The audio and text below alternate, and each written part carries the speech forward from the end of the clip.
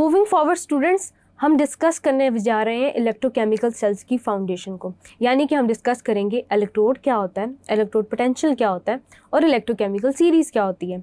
तो one by one इसको हम डिस्कस करते हैं। सबसे पहले स्टूडेंट्स हम डिस्कस कर लेते हैं types of electrochemical cells. Students आपके पास दो तरह के इलेक्ट्रोकेमिकल सेल्स होते हैं। स्टूडेंट्स याद रखिएगा, जब मैंने चैप्टर स्टार्ट किया था तो मैंने बोला था कि आपके पास एक जगह पर केमिकल एनर्जी कन्वर्ट हो रही है इलेक्ट्रिकल एनर्जी के अंदर और एक जगह इलेक्ट्रिकल एनर्जी कन्वर्ट हो रही है केमिकल एनर्जी के अंदर। तो स्टूडेंट्स याद रखिएगा कि आपके पास एक टाइप के सेल्स वो होते हैं जहाँ पे आपके पास केमिकल एनर्जी जनरेट कर रही होती है इलेक्ट्रिकल एनर्जी, यानी कि वो सेल्स होते हैं आपके पास गैल्वानिक सेल्स। उसके कॉन्वर्सली वो सेल्स स्टूडेंट्स जहाँ पे केमिकल प्रोसेसेस के थ्रू, यानी कि आपके पास फिजिकली आप केमिकल प्रोसेसेस जनरेट कर रहे होते हैं, वो केमिकल रिएक्शन स्टूडेंट्स जो कि आपके पास नॉन स्पॉन्टेनियस होते हैं, उनको हम डील करते हैं इलेक्ट्रोकेमिकल सेल्स के अंदर। और वो केमिकल रिएक्शंस जो कि स्पॉन्टेनियस होते हैं और एनर्जी जनरेट करते हैं in the form of electrical energy, उनको हम कहते हैं गैल्वानिक सेल्स। गैल्वानिक सेल्स की सबसे बड़ी एग्जांपल स्टूडेंट्स आपके पास आते हैं बैटरीज, फ्यूल सेल्स, जो कि आपके पास आपके इंजन्स भी चला रहे होते हैं और आपकी मुख्तलिफ पावर स्टेशंस भी चला रहे होते हैं। देन स्टूडेंट्स हम आगे चलते हैं, गैल्वानिक सेल्स को डिस्कस करते हैं। Students, galvanic cell is a electrochemical cell as I discussed earlier in which spontaneous oxidation reduction या redox reaction produces an electric current। इसको हम कहते हैं गैल्वानिक सेल या वोल्टेइक सेल।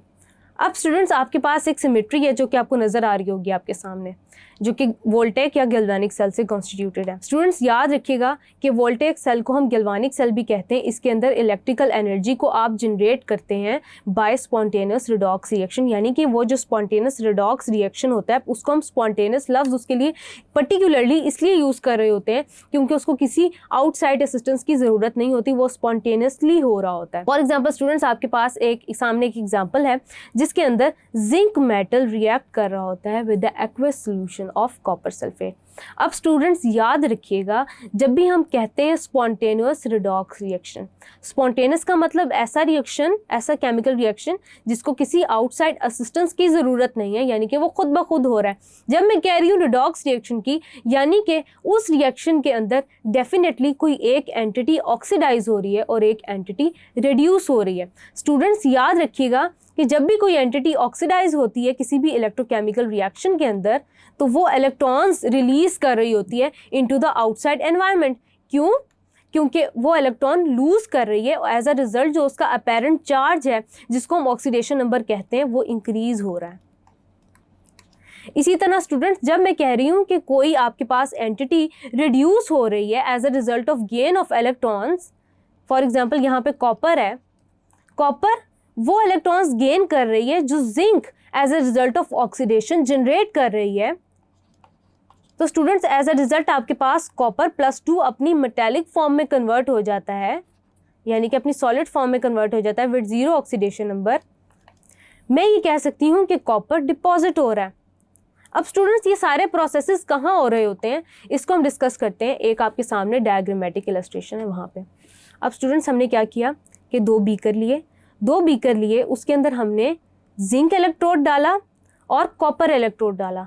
इलेक्ट्रोड का मतलब स्टूडेंट्स वो सब्सटेंस है जिसको हम बैटरी के साथ कनेक्ट करते हैं, जहाँ पे ऑक्सीडेशन और रिडक्शन के प्रोसेसेस रिस्पेक्टिवली हो रहे होते हैं। स्टूडेंट्स याद रखिएगा कि जिस एलिमेंट की कैपेबिलिटी होती है कि वो इलेक्ट्रॉन्स लूज़ करे, यानी कि जिसका ऑक्सीडेशन पोटेंशियल अच्छा होता है, वहाँ पे ऑक्सीडेशन होती है। और स्टूडेंट्स याद रखिएगा कि जहाँ पे ऑक्सीडेशन हो रही होती है वहाँ पे इलेक्ट्रॉन्स रिलीज़ हो रहे होते हैं और वो electrons across the circuit move कर रहे होते हैं उस जगह पे जहाँ पे इलेक्ट्रॉन्स चाहिए होते हैं, यानी कि वो हेल्प आउट कर रहे होते हैं दूसरे एलिमेंट को, दूसरे मेटल को, कि वो इलेक्ट्रॉन्स एक्सेप्ट करे और डिपॉजिट हो। इसकी बहुत सारी स्टूडेंट्स एप्लीकेशंस हैं, लेकिन स्टूडेंट्स मैं यहाँ पे ये डिस्कस करना चाह रही हूँ कि आपके पास जो फ्लो ऑफ इलेक्ट्रॉन्स है वो फ्रॉम एनोड टू कैथोड होता है। स्टूडेंट्स याद रखिएगा कि वो इलेक्ट्रोड जो कि मैंने कनेक्ट किया हुआ है बैटरी के साथ, एक्सटर्नल सर्किट के साथ कनेक्ट किया हुआ है, स्टूडेंट्स याद रखिएगा कि वो इलेक्ट्रोड जिस पे ऑक्सीडेशन हो रही होगी उसको हम एनोड बोलेंगे और वो इलेक्ट्रोड जिस पे रिडक्शन हो रही होगी उसको हम कैथोड बोलेंगे। अब स्टूडेंट्स याद रखिएगा कि जो आपके पास फ्लो ऑफ इलेक्ट्रॉन्स होता है वो आप डायग्राम में अपने सामने देख भी सकते हैं, वो एक्सटर्नल सर्किट के क्रॉस हो रहा होता है और वो फ्रॉम एनोड टू कैथोड हो रहा होता है। अब स्टूडेंट्स यहाँ पे आपको नज़र आ रहा होगा एक टर्म लिखी हुई सॉल्ट ब्रिज। स्टूडेंट्स याद रखिएगा कि अगर हम सिर्फ 2 कंटेनर्स लें, उसके अंदर इलेक्ट्रोड्स प्लेस करें, उसको एक्सटर्नल सर्किट से कनेक्ट कर दें, देन हम उसके अंदर जो है ना वो बैटरी लगा दें और as a result electron flow करने लग जाए, तो स्टूडेंट्स आपका जो केमिकल रिएक्शन है वो नहीं हो रहा होगा, यानी कि जो स्पॉन्टेनियस रिएक्शन है, रिडॉक्स रिएक्शन, वो नहीं हो रहा होगा। उसकी रीज़न ये होगी कि आपके पास दोनों सिस्टम्स के अक्रॉस आयंस एक्सचेंज नहीं हो रहे होंगे। आयंस अगर एक्सचेंज नहीं हो रहे होंगे स्टूडेंट्स, तो याद रखिएगा कि यहीं पे अकोमुलेट कर जाएंगे, यहाँ पे अकोमुलेट कर जाएंगे, तो आपके पास रिएक्शन फर्दर प्रोसीड नहीं करेगा। तो आपके पास किसी भी गैल्वेनिक सेल के अंदर रिएक्शन तब तक प्रोसीड करता रहता है जब तक नेट आयंस की मूवमेंट होती है अक्रॉस द होल कंटेनर्स, और वो मूवमेंट स्टूडेंट्स पॉसिबल बनाती है आपके पास सॉल्ट ब्रिज। स्टूडेंट्स याद रखिएगा कि सॉल्ट ब्रिज एक पाथवे प्रोवाइड करता है कि आयंस मूव कर सकें, यानी कि अगर ये आपके पास जिंक इलेक्ट्रोड आपके पास जिंक सल्फेट सोल्यूशन में है तो सल्फेट आयंस मूव कर सकें अक्रॉस द बोथ कंटेनर्स, या जैसे कि कॉपर हमने कॉपर सल्फेट सोल्यूशन में डिप किया हुआ है। तो स्टूडेंट्स ये बात होगी आपके पास सॉल्ट ब्रिज की। सॉल्ट ब्रिज स्टूडेंट ज़्यादातर आपके पास बना होता है पोटेशियम क्लोराइड का, पोटेशियम नाइट्रेट का, और ये अलाउ करता है मूवमेंट ऑफ आयंस ताकि नेट मूवमेंट रहे, ताकि स्टूडेंट्स जो आपके पास जो स्पॉन्टेनियस रिडॉक्स रिएक्शन है वो होता रहे और वो डिपॉजिट ना हो अपने अपने कंटेनर्स के अंदर। देन स्टूडेंट्स आप याद रखिएगा कि आपके पास जो ऑक्सीडेशन हाफ रिएक्शन है वो एनोड कंपार्टमेंट में हो रहा होता है। अब यहाँ पे स्टूडेंट्स आपके पास ऑक्सीडेशन हो रही है तो मैं इसको बोलूँगी कि ये एनोड कंपार्टमेंट है। यहाँ पे आपके पास रिडक्शन हो रही है, यानी कि गेन ऑफ इलेक्ट्रॉन्स हो रहे हैं, और एज अ रिजल्ट आपके पास मेटल डिपॉजिट हो रहा है कॉपर इलेक्ट्रोड के ऊपर, यानी कि आपकी कैथोड के ऊपर। तो मैं ये कह सकती हूँ कि यहाँ पे रिडक्शन हो रही है, या ये रिडक्शन हाफ रिएक्शन है जो कि स्टूडेंट्स आपके पास मेंशन है।